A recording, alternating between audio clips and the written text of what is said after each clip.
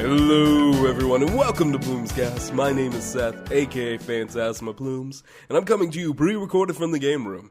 As always, I thank you for tuning in today. If this is your first episode, well hello and welcome to the wonderful world of PlumesCast. I am Plumes, your exuberant host. That's probably not the right word, but now you have a taste of what PlumesCast is all about. And for my returning listeners, hello, welcome back. Unfortunately, you already know how the show goes, and I'm sorry. Anyway, as you can tell, my wonderful returning listeners, my voice is still a bit shot. I'm still a little bit under the weather. I'm no longer running a fever, which has been absolutely great. It's just getting the last of the sinus infection over with and getting, my sinuses realigned properly. Man, I'm not gonna lie, it fucking sucks because every time the weather changes, I risk getting sick. And sometimes I can detect it early on and be like, oh yeah, no, my throat's starting to feel funny. I'm going to take, vitamin C and drink fruit juices and everything's going to be Daijobu. And this time just absolutely caught me by surprise out of nowhere. I woke up one morning and my throat was just like, hey bitch, you haven't been in about, a year plus? Sick! Time to die. And I'm just like, bruh, no, I have so many things that I want to do this week. And this couldn't be a better week for it though, all things considered, because my sweet Jules was staying with me for most of the week.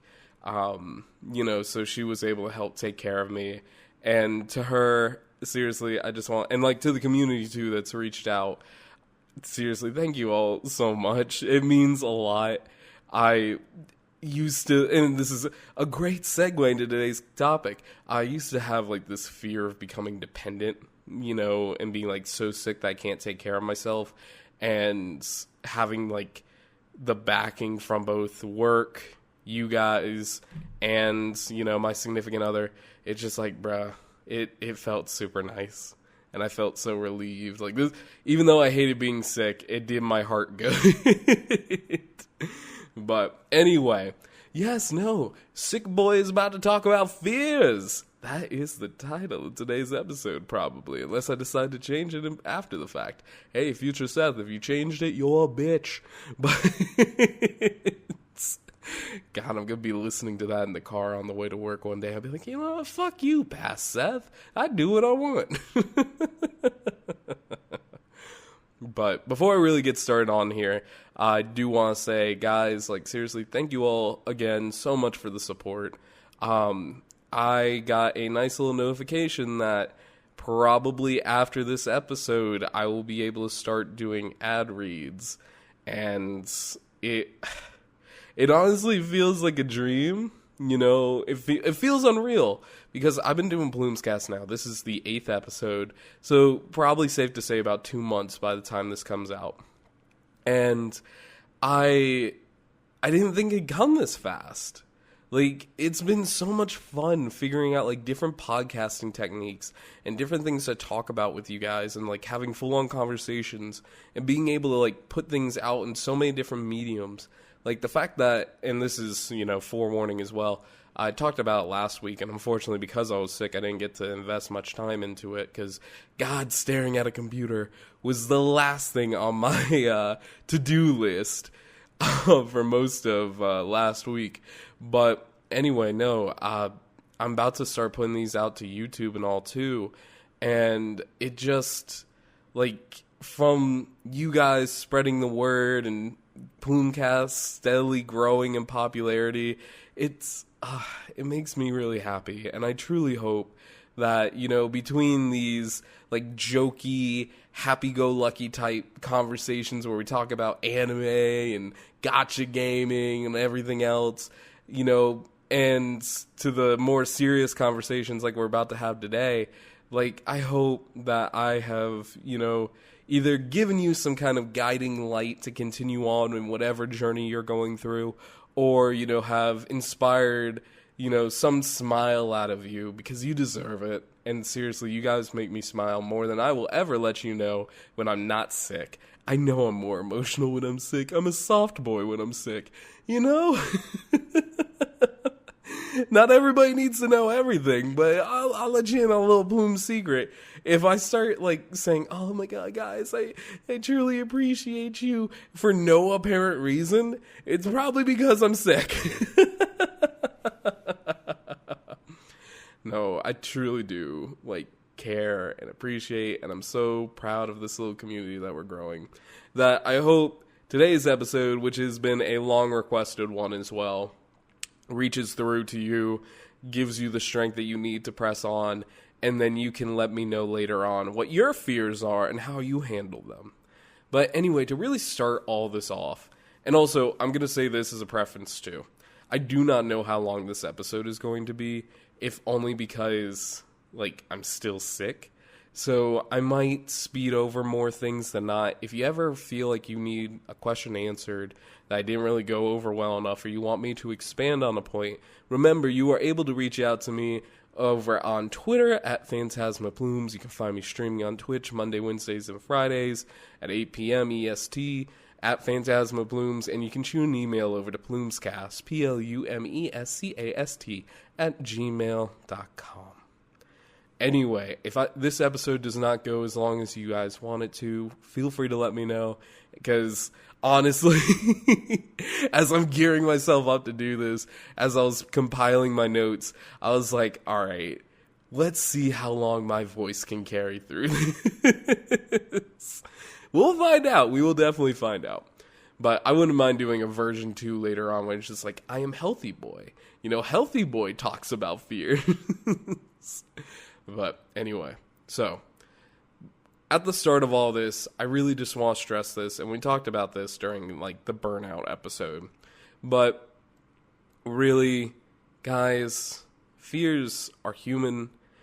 Being fearful of something doesn't make you any weaker, doesn't make you, any less of a person. To my fellow dudes out there, doesn't make you any less of a man if you're afraid of something. Like, fears, and this is kind of step one of dealing with fears, is know that you're probably fearing that for a reason. There's a great saying out there that anxiety is a storehouse of wisdom. You can really start to figure out why you're afraid of things by asking yourself, well, why? What about this scares me? You have to be able to, and this is going to be different for every type of fear, because there's so many different type of fears out there. There's physical, there's emotional, there's mental.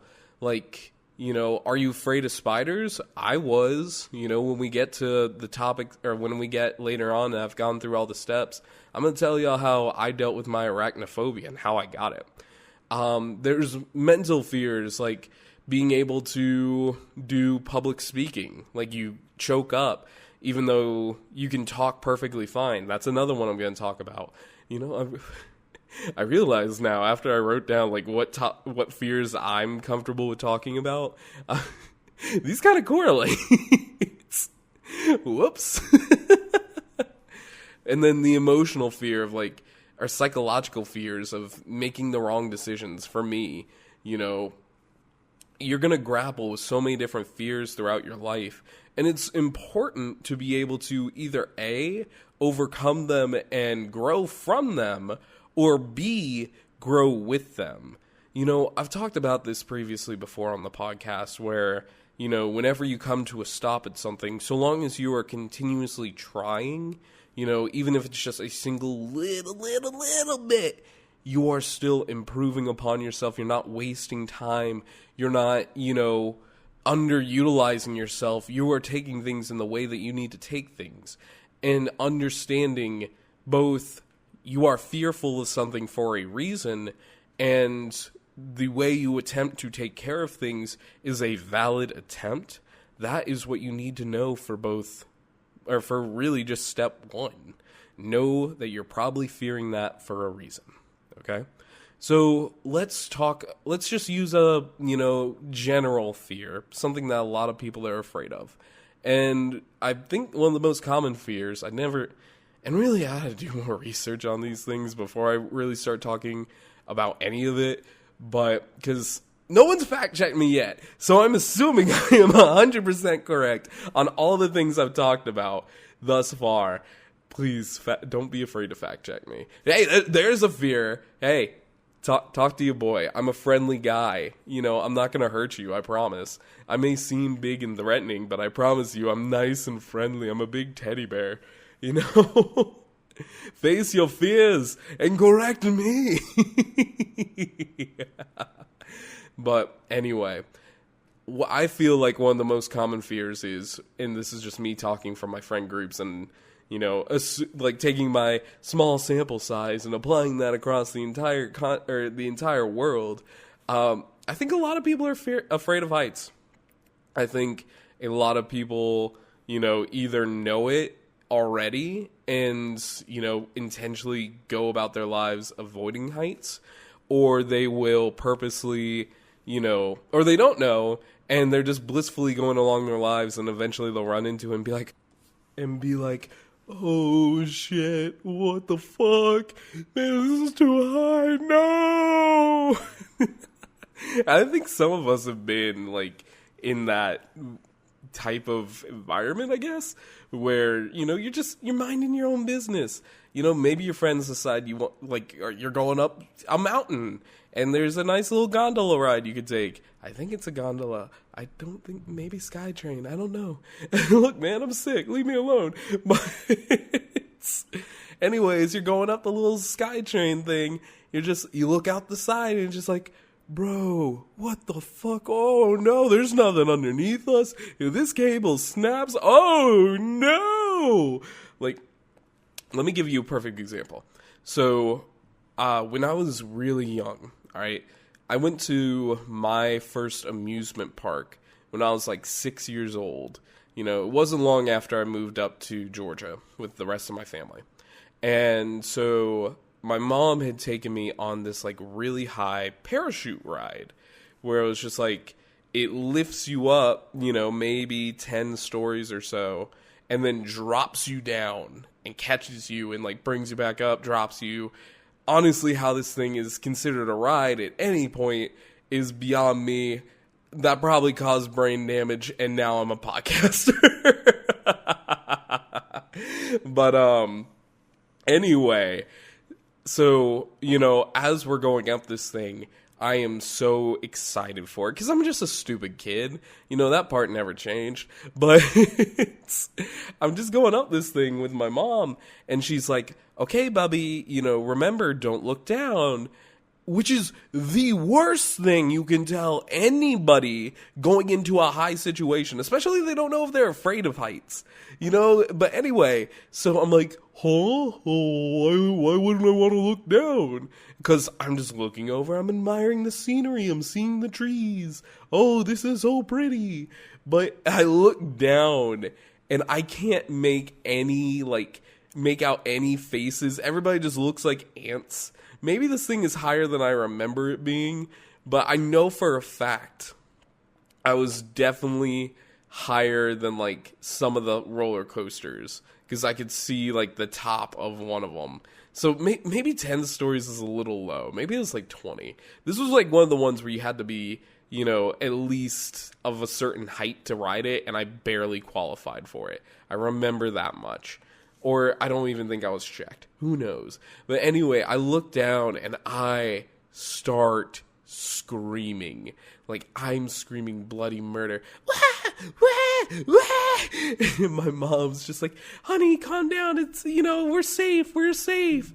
You know, and I'm like, I want to go down. How do we get down? I want to go down. And then, as if God was laughing himself, like, watch this, bitch. Like, all of a sudden, the cable drops. All right. And all of our seats just go down. And I'm just going all the way down. Of course, it catches us. And then slowly brings us up. Does it again. And like the entire time I'm like, Mom, I'm gonna fall off, I'm gonna slip, I'm gonna fall in splat. And I'm just like, gee, and like honestly, you know, I'm sure my mom remembers it much more vividly than I do. But I hated it. I absolutely hated it. And you know, it's funny, you know, I didn't like most heights I'm not afraid of. Like right by my old house, there was the contractors rather, built a wall along the side of, our neighbor's house, probably about, 10 feet out from it, because like a reclining wall, because their hill was so high compared to ours that in order for us to have like any type of fencing or whatever, or any yard really, they had to basically just cut into this mountain and then level it out so that way, our yard can start. And anyway, that thing was at least, thinking back on it, about 10 feet high at the top. And I used to jump off that thing. Like, I used to have, because like, here was the thing too.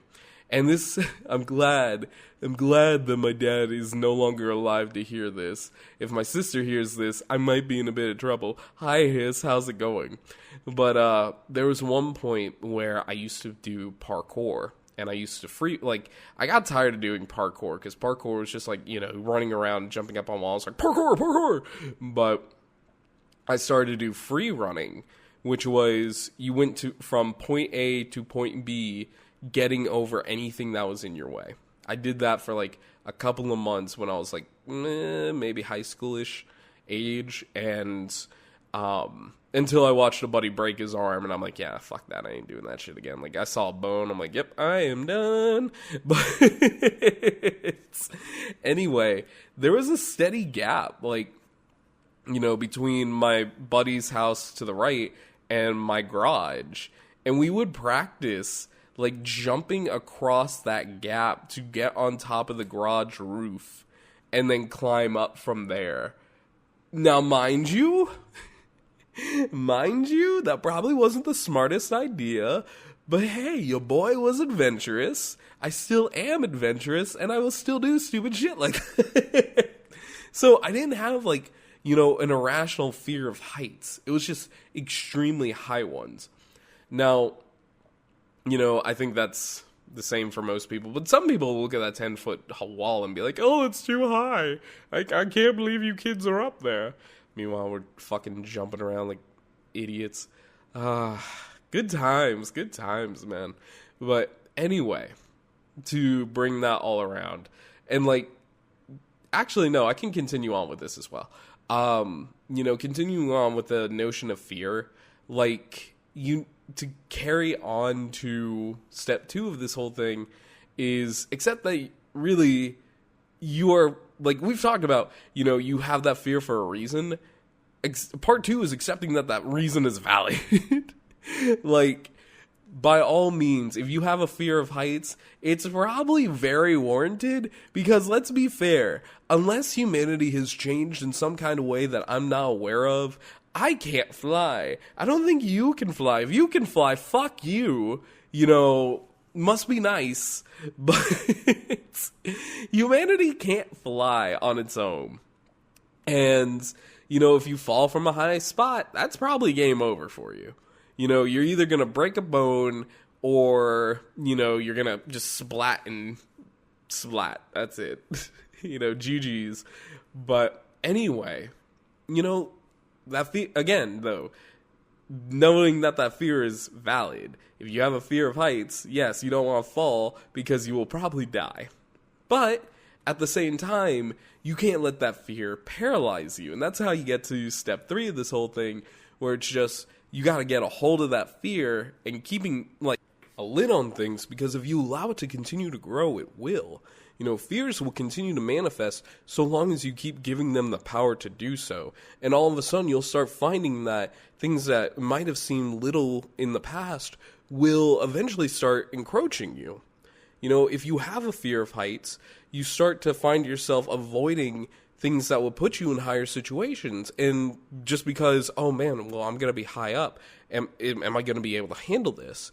And what started as like a fear of maybe being 50 feet up in the air, will start encroaching down to like 40 feet, 30 feet, and so on and so forth. Now, mind you, it's probably not going to be that drastic, but it could be.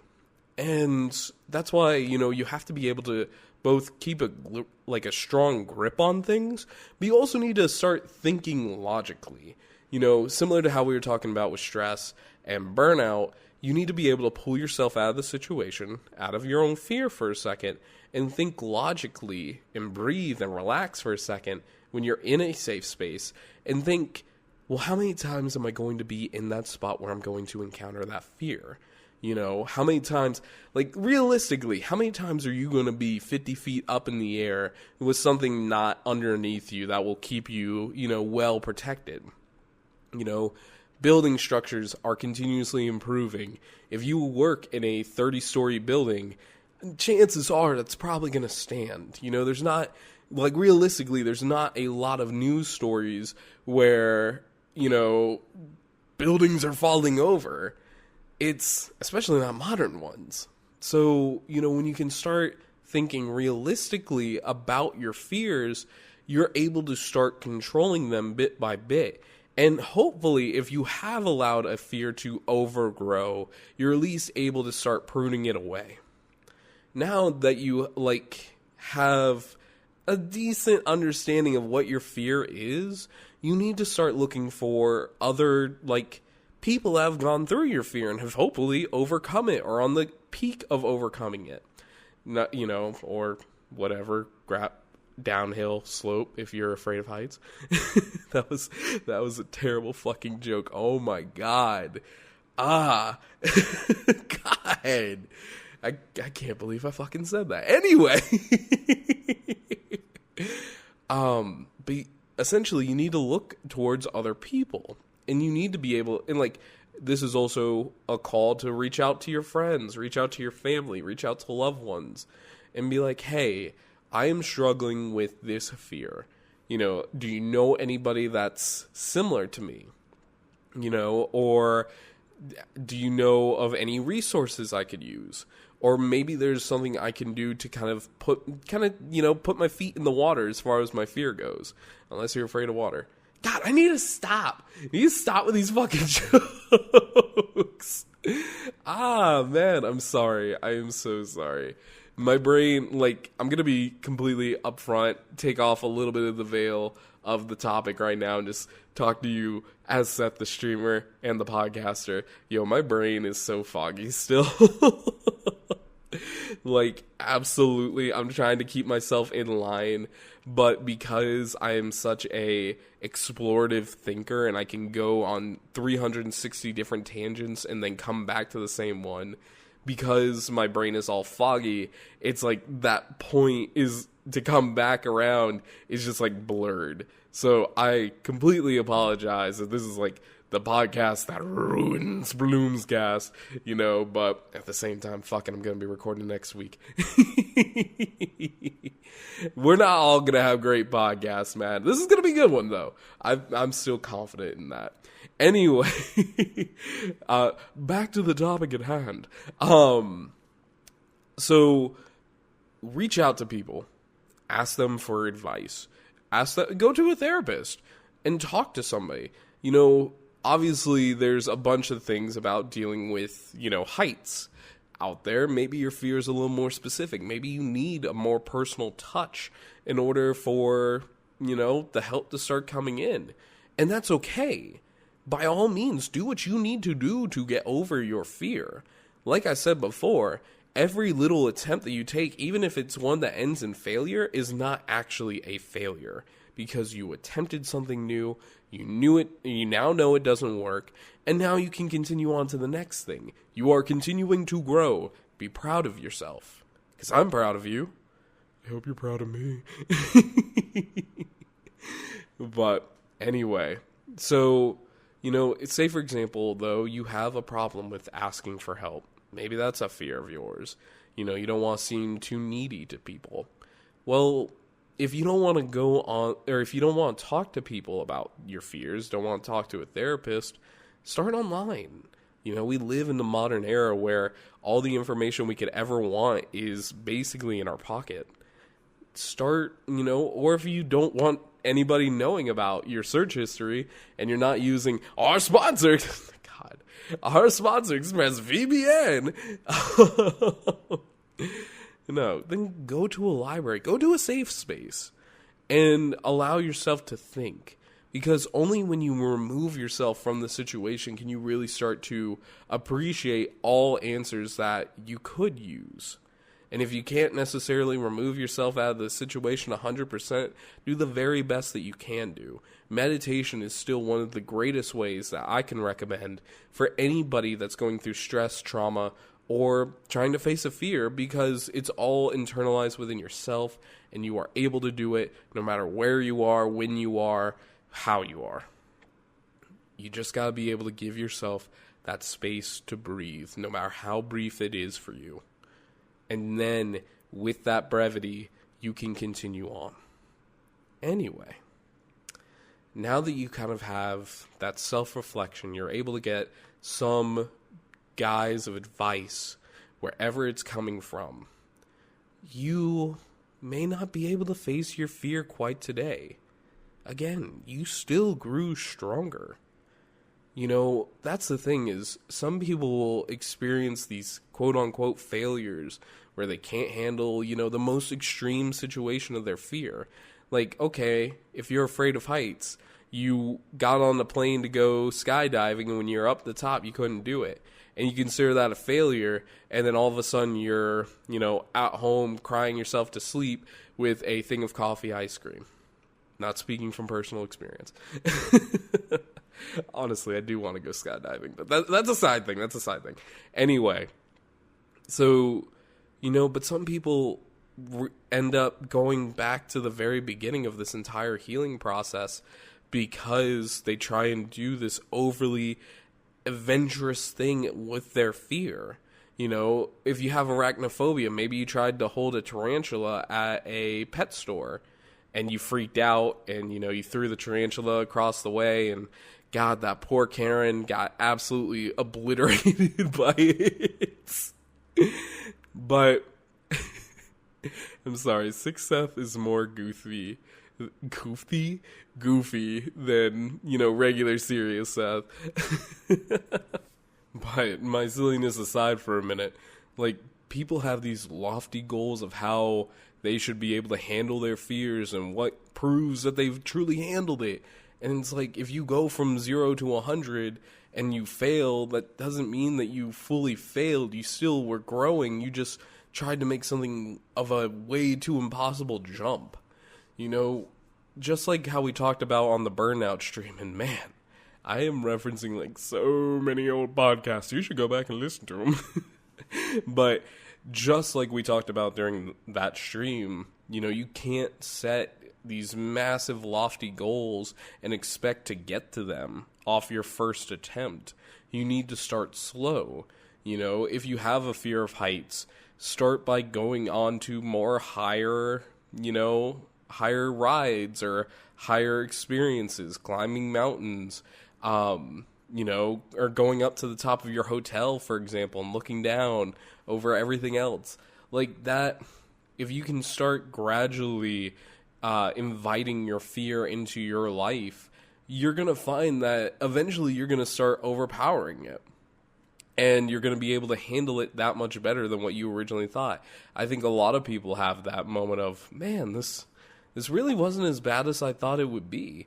This is embarrassing to say. I had a fear for a while of roller coasters because I'd never been on one. And I've seen, cartoons growing up and plenty of videos of people getting launched by these things and getting messed up in the head because of them. And so I, about probably 6 months ago at this point, Adam and I went off to Six Flags together. And this absolute fucking dick. Adam, you're listening to this. I'm still annoyed that you did this. But every ride that we rode, he put us on first, despite the fact that I've never ridden a roller coaster before. So the very first one we do is this drop to hell or something like that, where it starts off this giant, incline. You're going straight up, and then you just drop, and you're doing spirals and rolls and, loop-de-loops. And I'm just And we're in the front, and I'm just like, I'm starting to get nervous as I go up this thing. I'm like, I'm gonna die. This is it. Like, this train's gonna fall off, and, you know, we're all gonna fucking splat, and that's it. I'm just like, bruh, But thankfully, you know, clearly I was fine, and I actually had a lot of fun on there.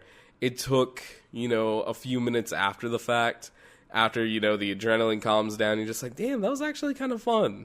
And, you know, and then he did it again.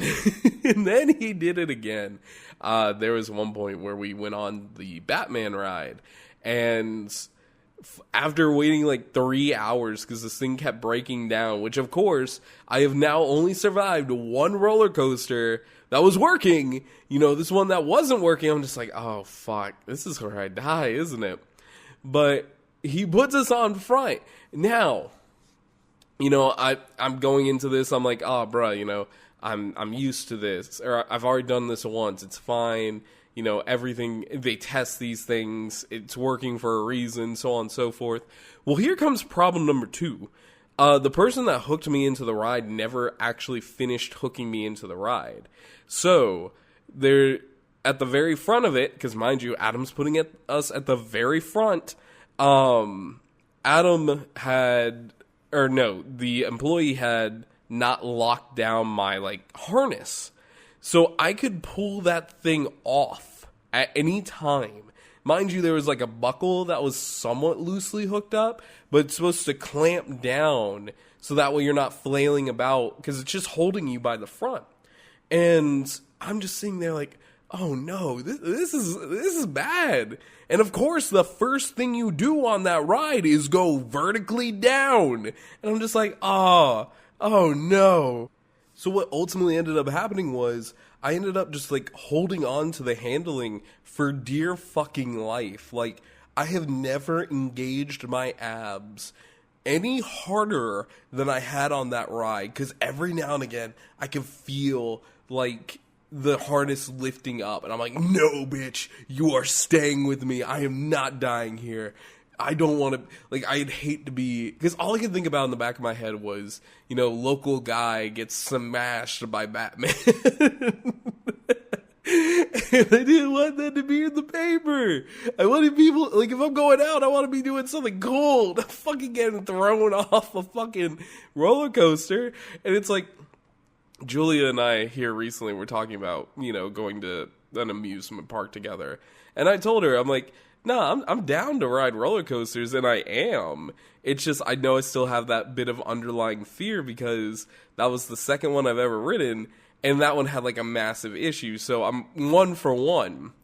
But, you know, to continue on with the roller coaster story, so I survived that, clearly, and Adam and I decided we're going to ride one more ride, because, well, we rode a couple of rides, but there was one more roller coaster we were going to ride. It was like the Arizona mine carts or some crap.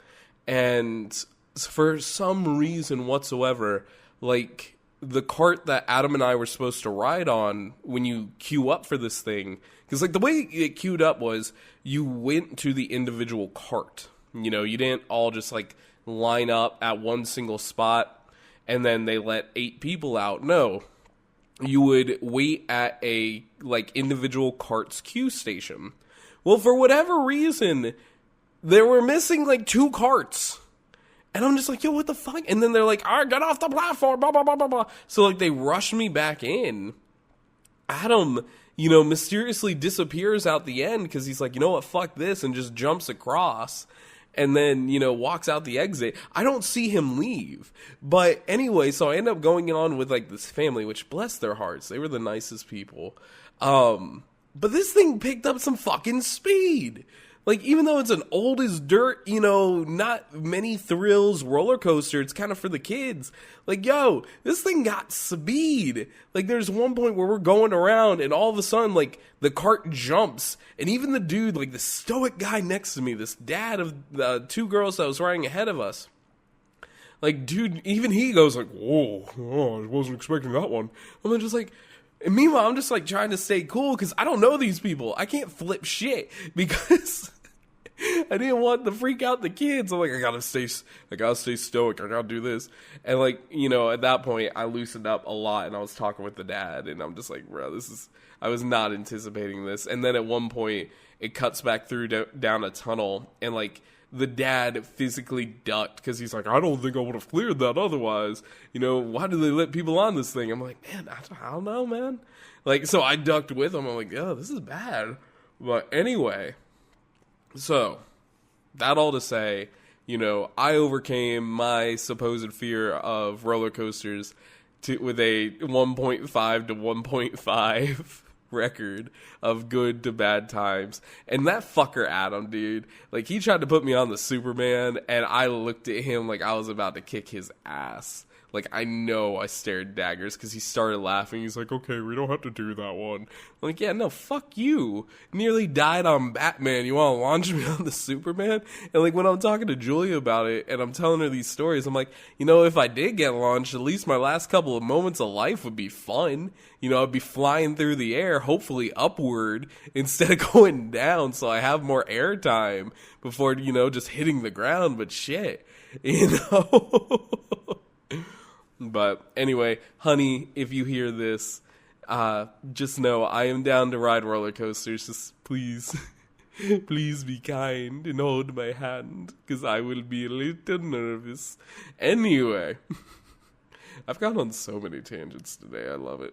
But, so, that is all to say, obviously my example's a little more extreme, where I got placed on the very fun of roller coasters, but that is kind of the mentality that you need to have, is you need to experiment, you need to try, the smaller, slower roller coasters of your fears, and then eventually work your way up to the Big Mac Daddies, because eventually you'll find they're not as scary as you think, and you will probably have more fun enjoying them than fearing them. But at that also, like, with all that said too, you also need to have, like, a very strong reward system. Ooh, excuse me. In your, like, grasp or in your mindset. When you do start facing your fears. Like, say, for example, it is the roller coasters. Well, after you had a successful roller coaster ride, or you went to a theme park with some mild roller coasters, get yourself, like, a fried pie or something. Absolutely treat yourself to a job well done. And then, you'll start having more positive memories associated with dealing with those fears. And then when you tackle on the next big thing, have a slightly bigger reward ready when you're all said and done. Positive reinforcement is such a great factor that not a lot of people consider in, like, all facets of our life. That just having a little bit of, hey, you did great, I guarantee you, even if it's just you telling yourself, you will grow so much more from hearing that than, not getting that answer, that closure that you need. So yeah, no, absolutely have, like, reward tiers planned for when you handle these next big things. And then when you start to, when you finally accomplish and overcome your fear, you don't have to, continuously have that reward, but keep it as a fond memory of, like, oh yeah, no, so when I rode my first roller coaster, I splurged and I got a peach-covered fried pie. That thing was so fucking good. Oh, funnel cake. That's what I'm thinking of, funnel cakes. God, now I want a funnel cake. Here's another side tangent. Now that I've kind of covered all my main points, I'm getting on to, like, fears that I want to talk about with y'all. I'm supposed to stay inside, obviously, because I'm sick. Girlfriend's mandates. And I'm planning my sneak out to go, because she's at work right now. And I'm about to go out and, like, get stuff for dinner. And be like, okay, I'm going to make her dinner by the time she gets home, and it'll be ready. And she'll come in and be like, ooh, it smells so good. And I'll be like, honey, I made dinner. And now talking about, like, I'm not saying I'm about to make, some funnel cakes, but damn it, if I knew how to, I would fucking obliterate those. But anyway. So, all that to say, like, to quickly glance over everything we've covered across my many tangents.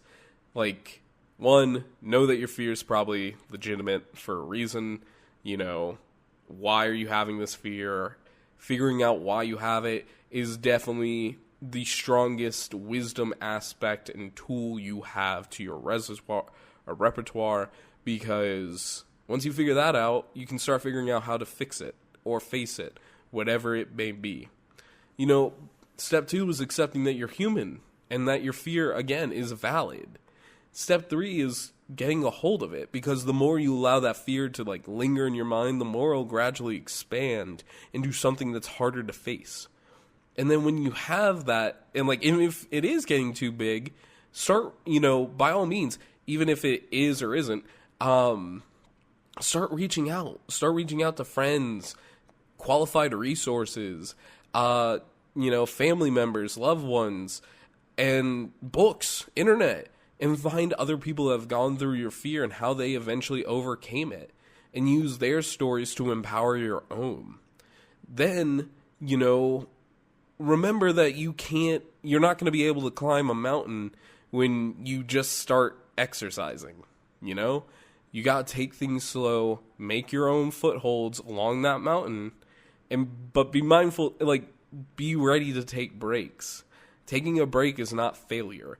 It's just taking some time to recover. Doing nothing is something, but every step you take moving towards, overcoming your fear is a valid step. You are doing something. It's not wasted time. Be proud of yourself for even getting up this morning to face it.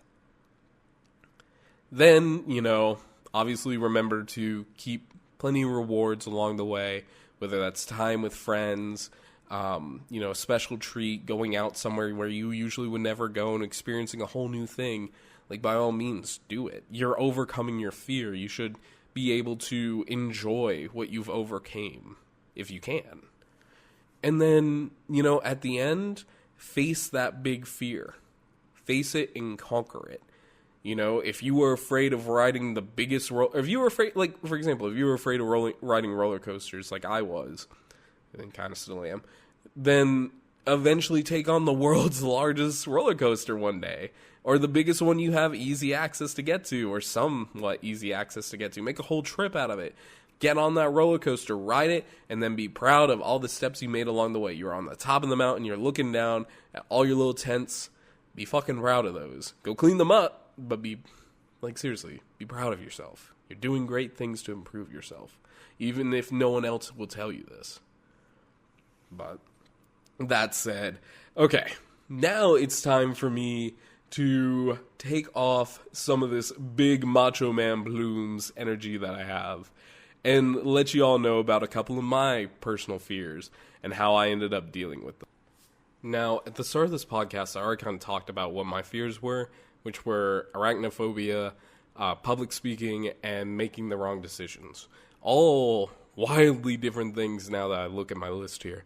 And honestly, the way I overcame each one is kind of similar to, the steps I've given y'all. When I started off with arachnophobia, this was the one that came immediately to mind when I was thinking about fears.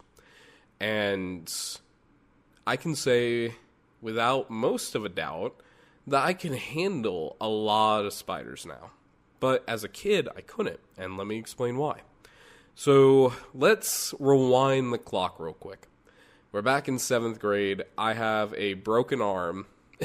I feel like this is almost apocalyptic in setting.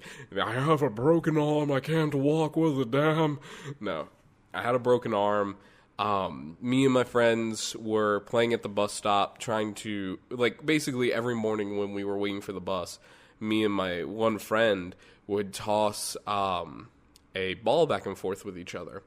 And what made this day special was I had a video presentation that I had to give. So I had my dad's VCR recorder with me. And so basically, we were playing around as usual, and because I had the cast, I couldn't catch the ball 100% correctly, and it ended up going down into the sewer. And, of course, me and my friends were like, oh, we can absolutely, just get a new one. It's just a tennis ball. And I'm like, no, I'll get it. Well, what ended up happening was there was a couple of bullies that lived on my street too, who saw this as an opportunity to take the camcorder out of my, pocket, whatever. Not pocket, but like in the bag that I had next to my book bag, and start recording. Mind you, they didn't record over my project, thank God. But I didn't know that they had recorded it until like I went to give my presentation, because it immediately started playing after. And I became like so shocked in class that I couldn't really stop the recording. Like I basically got frozen. So like they start recording as I'm lifting this thing, like as I'm lifting the sewer cap up to get down in there. And they're like, hello, we're on so-and-so road and we're talking with, local scaredy cat. Because I absolutely hated going down into the sewers because it was really dark. And, I always had this fear that, like, I wouldn't be able to get out, especially with my broken arm, because the way that sewer was lined up, even though, like, my friends have gone down there before and we, have done it countless times, the way that sewer was lined up is the ladder out of it was a couple of feet away from the manhole. So you basically had to, like, let go of the ladder, hang on to the cusp of the lid, and fling yourself around and pull yourself up. Now, mind you, that might be a little different than, how I'm remembering it, but I'm like, I don't even remember how old I was at that point. But anyway, 2007. I'm not doing the math. I'm sick. That's my excuse. You guys can do the math and tweet me about it at PhantasmaPlumes. But anyway, so they start recording. They're like, oh, the boy's going down. And I'm sitting, like, on the edge, like, nervous. As I go down in, that's when they start recording.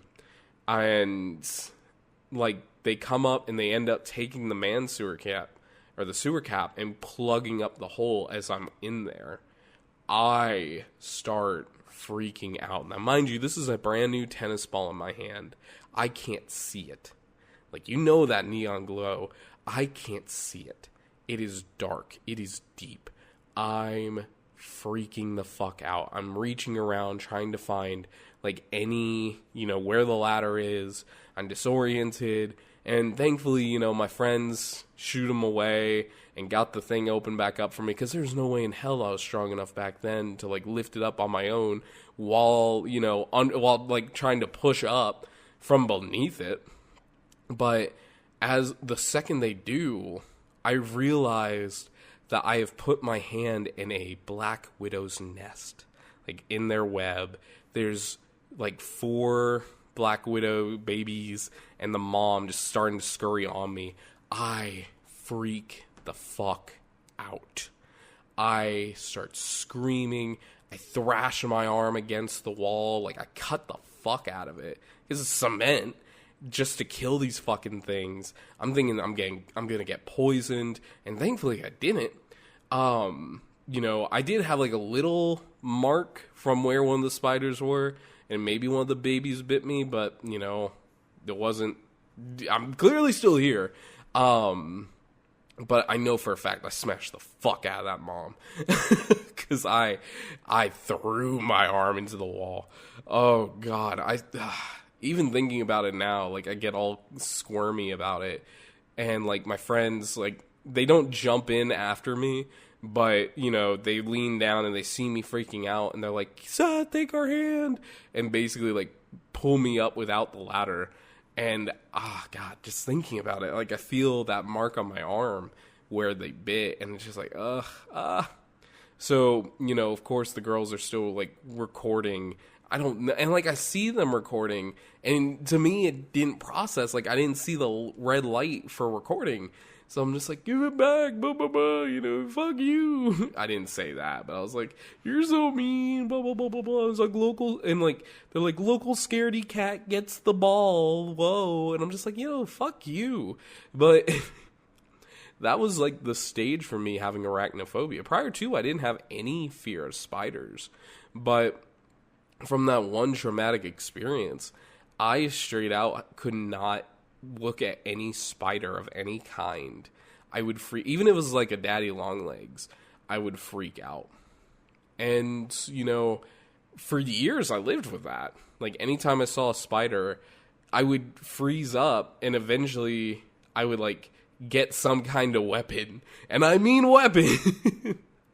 And, like, you know, whether it was, like, my kendo sword, like, that I used to practice with, or, you know, I had Nerf guns growing up, I'd take a shot at it. Like, I would do everything in my power to at least daze the fuck out of that thing, and then crush the living shit out of it. Now, nowadays, you know, after, like, realizing how crazy that was and how one-off that one experience was, like, I still have some apprehension towards spiders, but I'm also much more chill about them as well. Like, if I see a tarantula, like, if, for example, I used to watch this YouTuber, I think it was Ants Canada. He had a tarantula pet, like a pet tarantula, and he would give, like, the carcass, like, its carcass or whatever after it molts, or skin, shell, whatever, to the ants, so that way they can eat off of it. It was weird.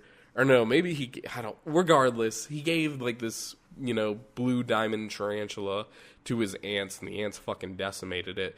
But, weird tangent aside, like, I kept exposing myself to more and more, like, creepy crawly type stuff, to the point now where, you know, because, like, even in video games, I couldn't deal with spiders. Like, when I played Skyrim for the first time, I would purposely, like, go guns a-blazing against any spider that I found. If I was ever in Spider's Nest, fire magic was ready to go.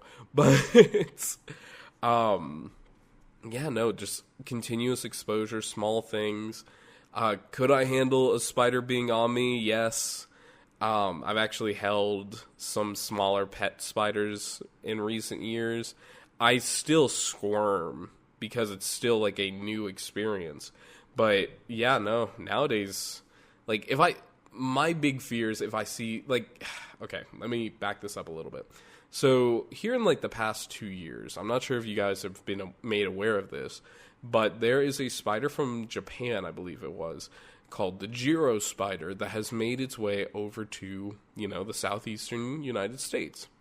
And this fucker is massive. Like, I think at length it can be like 2 feet across, you know, from arms out or legs out. You will see this fucker and you'll be like, whoo. And like the scary thing about this thing is the young travel by ballooning, which, if you're not familiar with, is the process of building a web that's basically spherical, and using it to fly. It, you know, catches the wind.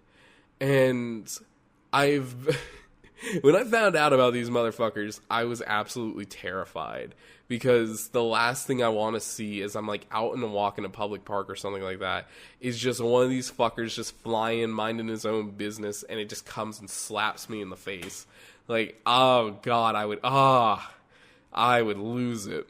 So, but unfortunately, these things are, like, growing in like population across the southeastern United States. And now that I've seen them so many times, I'm not afraid of them. Like, I think now, because of the Jiro spider, because it's mainly harmless to humans, like, and they don't fuck with humans anyway, and that was the big thing too, is, like, going through and finding out arachnic facts, like, oh yeah, most spiders don't fuck with humans. That was a big thing for me, just like, oh, cool. So if I see one, it's not going to be like, pss, pss, what's up, motherfucker, I'm going to bite you. Ah! You know, like Animal Crossing. Like, Animal Crossing probably inspired a part of that arachnophobia. The second they had tarantulas in the game, and that could run up and fucking KO your ass, like, I was terrified of playing that game at night, ever since I had the first encounter. I think it was Wild World that did that.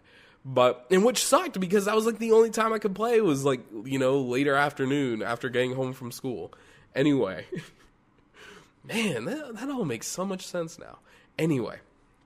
So, long story short, I kept educating myself about, you know, spiders in general, and I saw like more videos about them. And now when I see them out in public, like unless I run into, like, and mind you, I think most people like flip out anytime they accidentally walk into a spider's nest.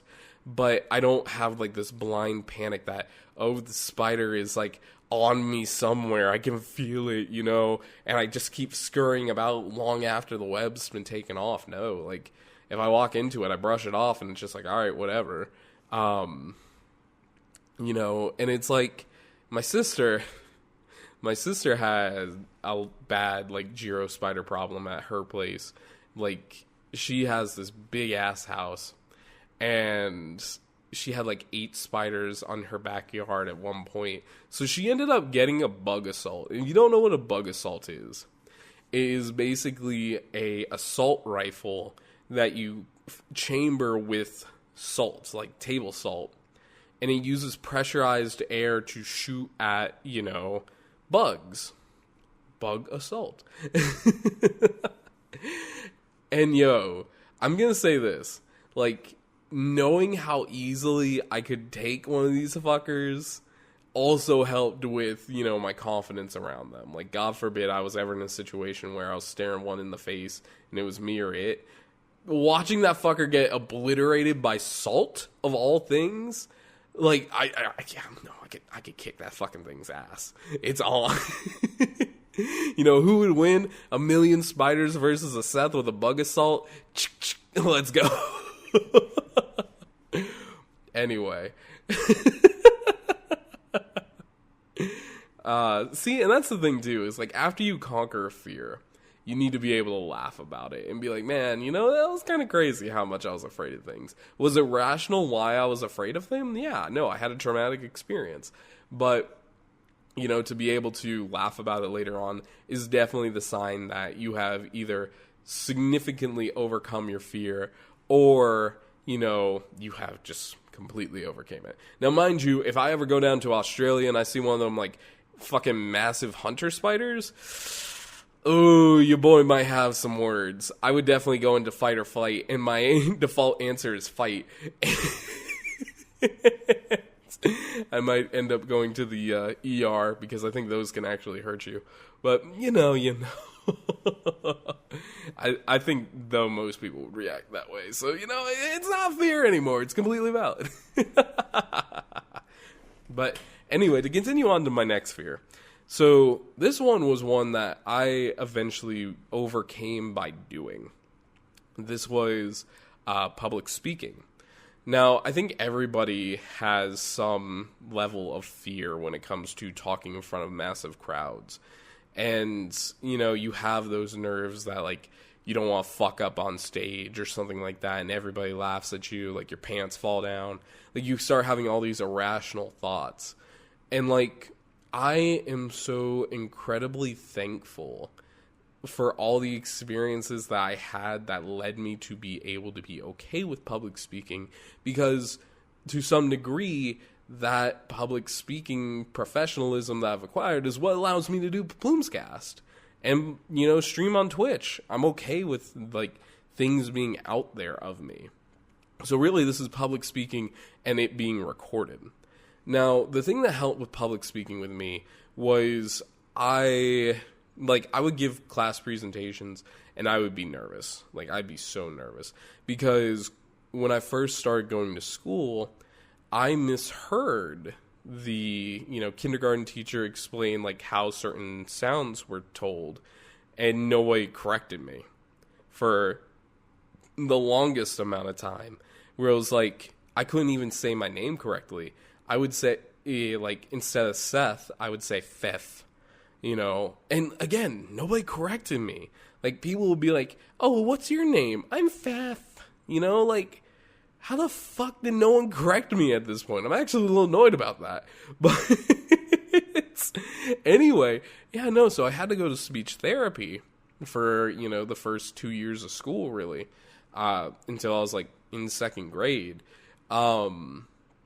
And I, like, had that residual fear of that I was going to regress back into saying words incorrectly. even despite the fact that I have learned, the proper way to enunciate words, just sometimes, sometimes I slur them a little bit, And like, fuck, as a kid and even as an adult, I fumble over my words, but I'm quick to either pick myself up off of it or, just let it ride. And usually 9 times out of 10, no one's going to call me out every time I stumble on a word. But that is to say, the thing that ultimately helped me the most with public speaking was learning foreign languages, because now here I am speaking in a tongue that's different from my native one, and I'm talking to massive groups of people, like talking to, a group of kids, like right next to me, like a 5 group in class time. I'm giving entire speeches in foreign languages. And eventually what I ended up finding was the more that I studied my foreign languages, the easier it became for me to speak in English. Now, one drawback of this entire thing is because I know other languages and I still study other languages, I will occasionally trip up on saying a word because my brain will be like, oh, you gotta say this like it's Japanese. And I just like completely butcher a word. Or maybe every now and again, I accidentally slide in a Spanish word. Now, mind you, it's very rare that happens, but I think you guys have heard it a couple of times here, at least on the stream or on podcast, where I'll be talking and then all of a sudden I'll toss in like a random accent. It's just like, bro, why the fuck did I say it like that? But all that to say, like, being able to communicate with so many different people and being able to talk in so many different languages eventually gave me the confidence to start going out for more public speaking opportunities. In college, I became a student teacher where I taught, adult learners about basic computer stuff. We've talked about this before. Like, how to work a laptop, how to get to Word, how to get to Desire to Learn, and all this basic shit that, like, adults don't know how to do, because, lo and behold, computers are still new. But, and it was just that experience of, by doing, I got better. Public, and, like, nowadays, I'm not afraid of, going up and standing in front of a group of people, and giving a full-on speech. And I still am training that too, because think about it. I'm doing this podcast to I don't know how many people. Like, it may be a small handful, maybe it evolves to a couple hundred, and then maybe down the line it's a couple of thousand going back and listening to old episodes. But I end up, like, as I continue to do stuff like this and stuff like stream, I learn how to better formulate my ideas on the fly. Like, again, the whole style of PlumesCast is basically I have no real notes written down. I have a couple of bullet points and things I want to talk about, and that's it. Everything else in the in-between, like especially this, is freeform. Could I do freeform poetry one day? Who knows? Maybe. But all of this, like all the gradual experience that I've been gathering, is what helps me become more confident in the things that I do and the things that I say and the things I perform. And that is kind of like the big thing with public speaking. Start small, start with a group of trusted friends, go up to a group of regular friends that you don't really call friends, perform in front of your parents, so on and so forth. And eventually just work your way up to build your confidence. And you'll find that the more that you do it, the easier it gets. Like, that's the thing with a lot of fears, is repetition is key. Just like learning something new, learning to overcome a fear, you want to keep doing it the more times you can successfully do it. Even if you fuck up a little bit and somebody comes up and is like, hey, next podcast, you kind of stumbled over, when saying these things. Maybe next time try this. Like, I can say with a certainty that this podcast may not sound as good as the others because my voice is a little fucked up. And, to completely take off the veil once again about, how all this is produced, there are a couple times already that I've had to cut, like, in the middle of a conversation because I started coughing. because, again, I'm still sick. Unfortunately, I have a I have a cup next to me that's slowly filling with, like, residual snot and shit that's just kind of come flying out of me after talking for 20 minutes. And it's just like, bruh. But at the same time, I know enough about, audio editing to go back, fix it, and then continue on. There might be a couple of tone shifts here and there, but that's, what little if you didn't notice it up to this point, I've done a fucking great job because, I've at least done it like 5 times. And I'll probably do it a couple of times more. I do not know. But, again, build your confidence with it. And again, this kind of goes back to the burnout thing. Be okay with fucking up. You might fuck up and, completely show your ass during public speaking because, your computer fails and, you have to give your entire presentation without your PowerPoint or your notes. And you're going to sweat like a dog. But hey, those experiences are going to be the ones that shape you the most. Because you're going to find out very quickly whether or not you knew a topic well enough and whether or not you'd still be able to communicate it well enough to a group of people that probably don't know jack shit about your product. And in those moments, you really, like I said, you really develop yourself. You start figuring out, oh, hey, I'm actually really good at dancing on my feet. Maybe I don't need as many notes on the board. Which in itself, hey, that actually makes you look like a better presenter. When you don't have bullet points full of full sentences that you're reading from, when you're actually facing your audience and just having small key points like I'm doing with the podcast notes, and then you're navigating the conversation like that, even though they're not having the full conversation back with you. Yes, I'm patting myself on the back. I fucking deserve it. Because this is my reward system. I can be a little humble. I can be a little, egotistical. Let me be proud of myself. I'm rewarding myself. But anyway, let's to keep myself from patting myself on the back any further. This last one that I want to talk about is really one that comes from years of trauma. Years of trying to be like this grade A, perfect student, person, whatever, trying to be self-reliant at an age where I shouldn't have been. And that's making the wrong decision.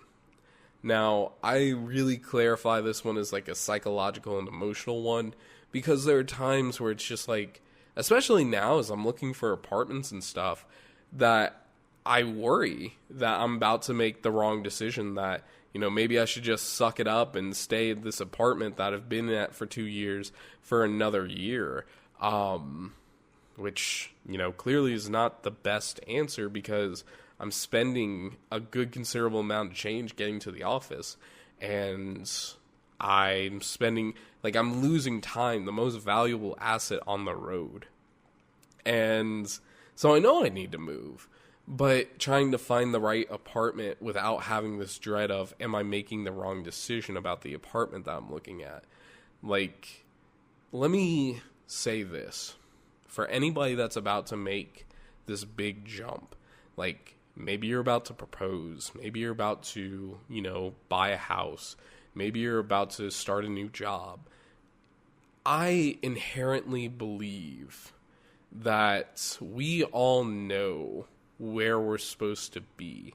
That gut feeling, 9 times out of 10, hell, I'll even raise that to 9.9 times out of 10. It is right for a reason.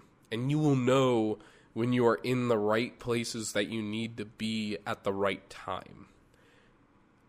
And that's, when it came to finding this apartment, I knew it the second I walked in the door to, walk it. I walked in, this was out of my budget, but I walked in and I saw the loft and I saw what this place could be, and I became so excited for it. So, and this is the thing too, is just as you continue to make these hard decisions in your life, you start finding your confidence out there. And then the next time you have to make it, maybe you won't have the same amount of resources as you did for the first one. Like, hey, maybe your friends that are helping you find the apartment or find the right dress, say, oh, we already did this with you once. You know what you're doing now. You're an adult, or any variation of that. They may hit you with that, but hey, maybe you don't really need them as much anymore. Maybe instead of asking, everybody else their opinion, maybe it's time to start listening to your own and finding out where you want to be. There's a thing about being overly cautious. Like, overly cautious people miss out on some of the best things about life because they're worried about spending money. They're worried about being away from things. They're worried about not being able to find the right spot. And sometimes we don't find the right answer, but we find what's right for us at the time being. And, like, again, as I'm going through and looking at apartments, like, I know for a fact that whichever one I decide on, based off all the preliminary stuff that I have in mind for apartments and all, I know I'm going to find the right spot. It's just a matter of time and finding the right thing. And I will say this too. If you are similar to me, where you kind of feel as though, like, oh, if you're debating, like, oh man, should I go out with my friends or should I study? Look, you don't have to be a perfect student all the time. Go out and have fun. Be smart. Absolutely be smart about it. If you don't study today, study tomorrow. But, and make sure you actually study tomorrow. Don't put it off and wait until the last minute. But you shouldn't allow yourself to give up on what life's joys there are because you're afraid of making the wrong decision. If you have some expendable income, all right, and you want to go out and buy yourself something to enjoy some of that money that you had that's a little bit expensive, go out and get it. Again, don't blow out your entire savings account getting it, but hey, you work to live. You don't live to work. You earn the money that you got. Go out and have fun with it. Unfortunately in life, everything is kind of like, we want to try and define things as black and white, which one's the right answer and which one's the wrong answer. But unfortunately in life, the vast majority of it is gray, because my correct answer may be, completely incorrect to you. Let's talk about, I like talking about stocks.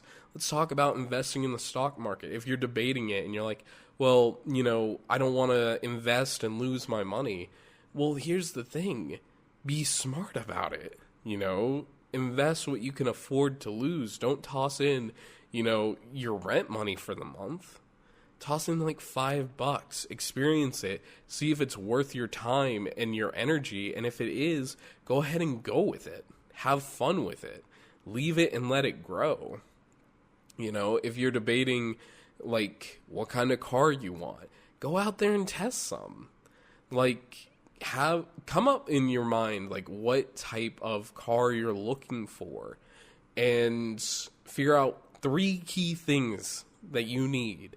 Because that's the thing too, is like, if you are overly fearful of making wrong decisions like I am at times, start chipping away at what a right decision would be for you. Again, let's go back to the car. You have 3 things that you're looking for, all right? Well, you want it to be a 4-door sedan, okay? So that takes out, coupes. You don't want a truck. Or no, you want a 4-door sedan, so that takes out coupes, trucks, SUVs, all that bullshit. You want it to look cool, all right. Well, you're going to... Cool is subjective, but I guarantee you're probably not going to go with a Ford. Go with Toyota. Toyotas are fucking tanks. I'm learning that more as I continue to, work with them. So long as you take care of it, it will continue to take care of you. But okay, so, 4-door sedan, you want something that looks cool, and you want it to be in the right price range.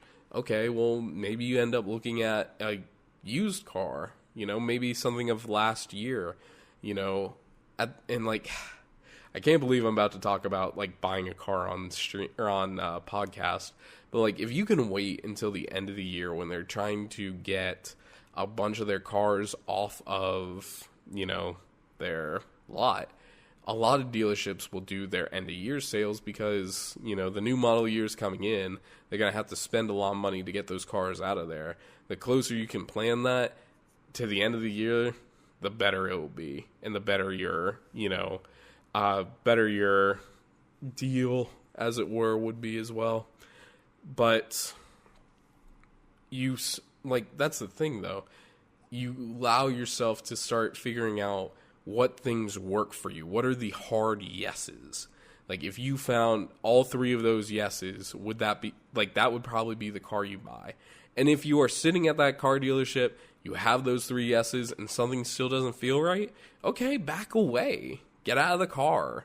Stop talking to the salesman. The salesman will chase you down and be like, well, wait, did you want to buy this car? We were just talking about how great this car is. We're going to get you an extended warranty for 5,000 miles. Or 5,000 miles. You ain't going fucking shit off of that. 50,000 miles. Come back. We'll make you happy. Like, by all means, walk away from it. And think about what was the thing that made you unhappy about that car. Was it the fuel economy? Did you think that, hey, I'm about to pay like 28 grand on a car, or I'm taking out a loan for 28 grand, or I'm getting finance for 28 grand, and this fucking car only gets like 5 miles to the gallon? Like, yo, I want to know what sedan, first off, you're looking at that's getting 5 miles to the gallon. But with this current insecurity about what gas prices are going to be for the coming days, like, that is a completely valid fear. And maybe that ends up becoming a decision maker for you, or a decision changer for you. That's fine. Like, and as you continue to make these big decisions in your life, you start finding some overall yeses. And then eventually you just, you have the gut feeling, you have those series of yeses that if you have these hard yeses, this is probably going to influence you to buy the product. Like, for example, all right, this one's going to be a little more to the everybody range, all right, instead of the adult range in which I'm talking about. But let's say, for example, you want a PS5, all right? Your yes factors are, the game that you want is on it, like a game that you want to play is on it, or a couple of games are, so you're not buying it for a single thing.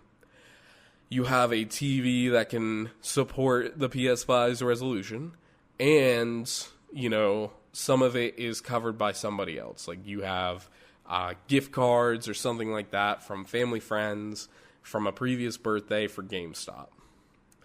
And, which, honestly, who buys fucking gift cards from GameStop anymore? Okay, that's mean. Anyway, that said, you have those three yeses. And you're still not sure if you want to buy a PS5, because now all of a sudden you're seeing, like, the Xbox has, a sale. And it also has games you want to play, or it has the games that you want to play and it's on Xbox, but you never owned an Xbox before. Which one do you go for? Or do you walk away from it and then you come back the next day with a clearer mind and you sleep on it? Like, sleeping on it is also such a major thing that I don't think a lot of people really give themselves the time to realize. Like, if you are facing a hard decision, 9 times out of 10, you can absolutely go up to somebody and say, hey, I need a day or two to think about it. Can we come back to this? Like, most companies will allow you to say 48 hours max to walk away and be like, I need time to think about this. Because these are big life decisions, relevant to what your situation is. Buying a car, renting a new apartment, buying a house, getting married, so on and so forth. Now, mind you, you can't be at the altar and be like, oh, can I wait 48 hours before agreeing to marry you, or before saying I do? I guarantee you are absolutely going to get fucked over if you try saying that shit. Oh, God, I just imagined, like, my brother-in-law trying to say that to my sister. Ooh, it'd be over for him. Anyway, but, be kind to yourself when making these decisions. Give yourself the time that you need. When the right time is there, when you feel like you're making, like, and you're in the right place at the right time, you will know that it's a good decision for you. Even if it ends up not working out the way that you want it to, you then have experience for the next time going forward. No decision is ever really a wrong decision, so long as you continue to learn from them and improve upon the next. Whew. All right. That is more than enough conversation from talking about personal things. I'm starting to get a little bit of brain fog from being sick, but I still have the question of the night. And then, I will wish you all a wonderful whatever time of day it is for you. But the question that I had, or the question of the night, comes from actually a conversation I was having the other day with a couple of streamer friends. If I was able to get sponsored by anyone right now, who would I want it to be and why? And I've had this conversation with myself a number of times, like, especially when I start looking at the finances of, being a streamer and being a podcaster and the money that I've tossed into things and, like, what things I think you guys would be interested in, because that was the one thing that, like, going back to fearing about making the wrong decision, at one point, I've talked about this on stream, but at one point I was approached by Raid Shadow Legends. And they're like, hey, we will give you $300 if you get 5 people to install our game. And if you get, 10 people to install your game, you get X amount. I think they were offering like an extra $50 to $100 for every time, people, 5 people installed the game. And just because they have that kind of stupid money to throw around. And for me, I was like, $300 is a lot of money. It really is at the end of the day. That's a full-ass, Switch if I wanted to go get another one. And I kind of am in the market for another one because my darlings was stolen out of her car and I want to help replace that. Even though we've been having, a lot of fun playing with each other. I know she would love being able to recreate her Animal Crossing island, even though that'd be so much work. Also, sorry, honey, I'm planning. I'm working on it. This is how you're finding out. I apologize. But anyway, so yeah, no. They came up and they're like, yeah, no, we'll give you $300 if 5 people do that. I knew for a fact, some of y'all would absolutely download the game to support me. But at the same, and mind you, you have to stream it for 2-3 hours. But it's not anything that I would have had any fun with. If I do a game sponsorship, I want it to be one that, I know you guys will enjoy. Something that, hey, if I get y'all to install it, you'll actually play it after the fact. You're not just doing it to help a homie out, And, I just didn't have, I hate Raid. I hate it with a passion. If this invalidates me from ever being able to be sponsored by Raid Shadow Legends, well, they're definitely better things in life. I'm not missing out on much. But anyway, yeah, no, I just wouldn't want to sell myself out like that. Now, mind you, people who've done it, because I've had friends who've done it, if you've done it, by all means, I hope it worked out well for you, and I hope you made money off of it. It's just not me. So when it comes down to, other offers I've gotten, there was one that was hey, I forget, I think it was, Maybe Drops or something like that. I can't remember what group they were. But they came up to me and they're like, hey, we see you playing, indie games.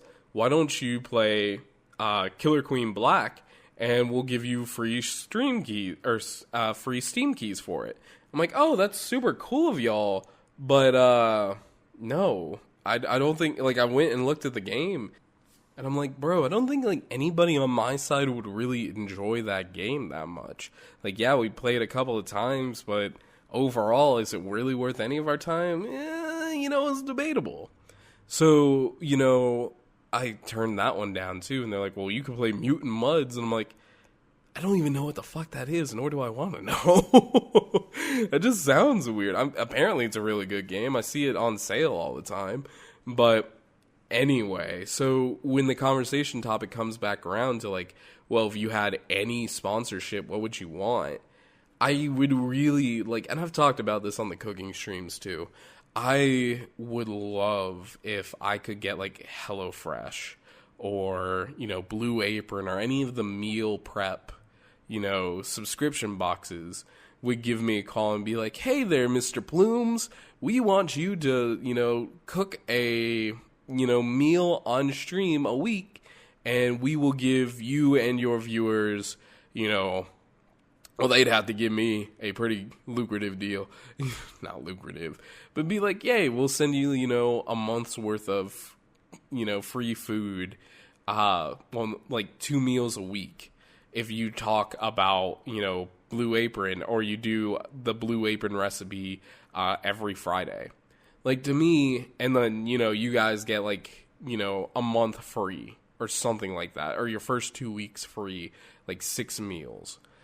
I personally would love something like that because, one, not only is it a fair value to me, but it's also a fair value to you guys and something that we're passionate about. Like, you guys know for a fact that I love to cook. And if somebody gave me the ability to continuously make cooking content for you, I would do it in a heartbeat. Because that's where, like, and I know podcasts has kind of, become our conversation spot since I haven't been able to do cooking streams for the past 2 weeks. But I really do enjoy those times where it's just us sitting and chatting, almost like you guys are on the bar stool behind me, or behind the laptop, rather, just having conversations with me. Like, I can't tell y'all how much I appreciate that you guys enjoy the cooking stream. And, this is, again, behind the scenes of Plumes, but there was a time not too long ago that I was considering just canceling the cooking streams because I felt like they weren't doing as well, viewer-wise. Like, again, I tried to keep myself away from looking at numbers, but there's certain times where it's just like, I accidentally do. And ultimately, I end up sitting there and I'm like, I thought about it. I thought about canceling cooking streams for, ever, except for like special holidays and all. But I realize those are some of the ones where I have the most fun because they're so interactive and so full of life. Like, don't get me wrong, I love doing the regular streams too because it allows me to like experience something with all of y'all. And I think this is something that I've kind of learned here recently now that I've kind of powered down the amount of, entertainment value that I'm trying to put out. Like, by all means, I'm still trying to be, entertaining, quote unquote, but I'm not overly exerting myself just so that way, I get a quick click here and there. I'm not trying to do like the pog images of being like, oh, and then putting some clickbait title. Like, that's just not me. So I guess I'm really saying this all to say, like, I'm not trying to sell myself out like that. That's why whenever I get ad offers, I always sit down and I think about it. And it's like, hey, is this actually something that would do well? Like, I want to, if it's something that I'm not going to use, I'm not going to advertise it, is basically the gist of the entire thing. But all that to say, like, and this is, again, behind the veil of Plumes, but there have been times where it's like I've been offered other lucrative type, I don't want to say engagements, but I'm just going to say engagements because that's the best thing I can come up from it. Like, I got offered to go be a streamer over at a local convention after I put in an application saying, hey, I want to host a panel about, doing the podcast and all, and like how to get more comfortable on Twitch. Like, I got a letter later on that was like, hey, we're actually looking for streamers to be a part of this, like streamer box where basically you sit there for 2 hours and you do your stream and the cons in the background. I sat there and I really did. I debated it. And I eventually sent back, I'm like, listen, thank you for the opportunity, but this isn't the kind of content that I want on my channel.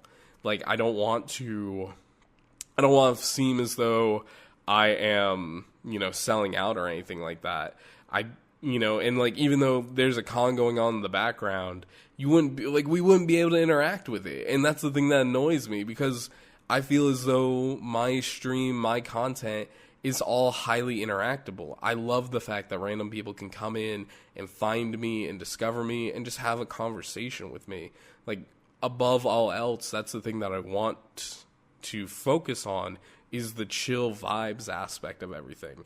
And the ability, like, I am so completely blessed to be able to say, like, or be able to have, like, conversations like this where I'm talking to y'all in a serious but still jokey standpoint, and you guys actually listen and want to continue the conversation after the fact. Like, the fact that I got a couple of people that will religiously message me after they listen to PlumesCast.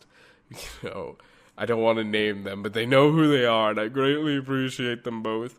But the fact that they will religiously message me after listening to a PlumesCast, or will come and talk to me about it, like, I adore that. It makes me feel so much more, I don't want to say power, but confident, maybe, is probably the good word for it. Like, I feel so much pride. That's the word I'm looking for. I feel a sense of pride welling up inside me when somebody can come up to me and be like, hey, I really enjoyed listening to you. Or, hey, I watched your stream and it was really cool. Like, one group that I've kind of grown, more friends in is the Twitch startup group, which is like, on Reddit, it's just Twitch_startup. But, I'm pretty talkative in the Twitch startup Discord. Not to the level some other people are, but if I see a conversation going on, I'll hop in and be like, what's up, motherfuckers? But, and like, being able to talk with some of them and get, tips and tricks from them, and like build something of a friendship out of them, it's chill. Like, I really do respect, like, and that's the thing too, is like, anytime I think about taking any type of ad thing, I want it to be respectful. I want it to be respectful of my time, and I want it to be respectful of yours. Like, even if it's just a 30-second ad bump, like, and as I get closer to doing ad reads on podcasts, like, I don't want it to be, anything too disingenuous. For example, I think the one for Anchor is, hey, this podcast is made possible thanks to Anchor. And me talk about how great it is. Now, to me, I'm absolutely going to shrill that because I loved using Anchor. It's been helpful for me. It helps me get my content out to you guys. And all in all, like, the few interactions I've had with Anchor themselves has been really positive. And I hope, because I've talked to a few of y'all and you're all interested in, doing a podcast yourself. Like, I hope when you guys consider doing a podcast that you'll look at Anchor and be like, hey, this is actually pretty cool. But, and that's, all to say, like, I really don't want it to be a waste of my time. I don't want it to be a waste of your time. And I don't want it to be something that's so completely out there that no one's going to even think about it. So, all that to say, to answer the big question of if I was able to get sponsored by anyone, hey, yo, Blue Apron. Hey, yo, Hello Fresh. Hello. I am here. I am a cook. I am cute. I make the food, and I do a funny jig while I make the food. God, imagine if they saw me just, like, start twerking while I did a sponsored stream. Look, if you want me to sponsor y'all, just send me an apron. That's what I want. Give me the Blue Apron. Like, as much as I love wearing my black one that I had from my time back at Target, I think it is time at times to do a upgrade. But anyway, I think I have talked more than long enough for today's episode. So seriously, guys, thank you all so much for listening in.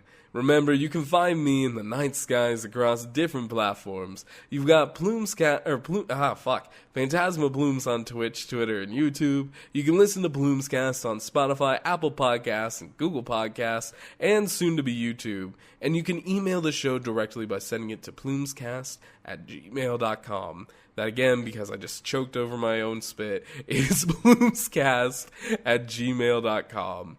Like, before we really end things off, seriously, I wrote that out on the side because somebody's like, oh, you should make sure to say, like, remember to follow and subscribe and everything else. Because I asked for feedback. I'm like, you know what, fuck it, I'll give it a shot. What do y'all think of my nice little ending where I fucking tripped over my own words and continued talking for like another 2 minutes about absolutely nothing? But hey, if you listen to this far, that's usually what you get. But thank you, oh my god, thank you again everyone for listening in, and as always, I'll talk to you again from the stars very soon. Until next time everyone, bye bye!